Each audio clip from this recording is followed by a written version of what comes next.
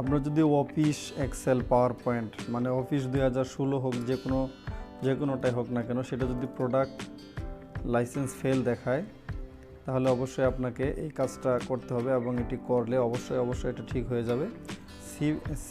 C drive থেকে আপনাকে programme file এখান থেকে মাইক্রোসফট অফিসে যেতে হবে। মাইক্রোসফট অফিস যেহেতু আমি 16 ইউজ করতেছি, আমি 16তে ক্লিক করে দেব। 16তে ক্লিক করার পর আপনার যেটা করতে হবে, এই ফাইলটা আপনার খুঁজে বের করতে হবে। আমি আবারও বলে দিচ্ছি যে ospprearm এই ফাইলটা আপনাকে খুঁজে বের করতে হবে। তো এটা আপনার এই this PC local desk C program file Microsoft Office এবং 16 এখানে যদি না থাকে তাহলে আপনাকে এটা খুঁজে বের করতে হবে।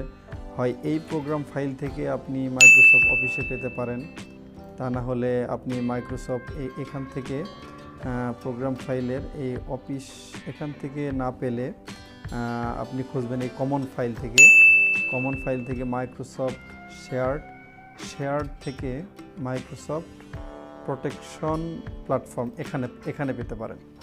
তো যেহেতু এখানে নেই, আমি সিস্টেমগুলো দেখালাম। এই প্রোগ্রাম ফাইল থেকে আমি মাইক্রোসফট অফিসে চলে যাচ্ছি। মাইক্রোসফট অফিস থেকে 16 এই ফাইলটাকে রান অ্যাডমিনিস্ট্রেটর 3 বার করবেন, 1 বার 2 বার 3 বার। এটা 3 বার করার পর আপনি কম্পিউটারটা রেস্টার্ট করবেন।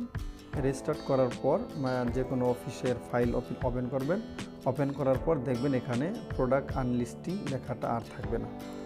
আশা করি কাজ করবে 100%। তো ভিডিওটি অবশ্যই ভালো লাগবে মনে করি। ভালো লাগলে অবশ্যই সামাজিক কাজ করবেন। ধন্যবাদ।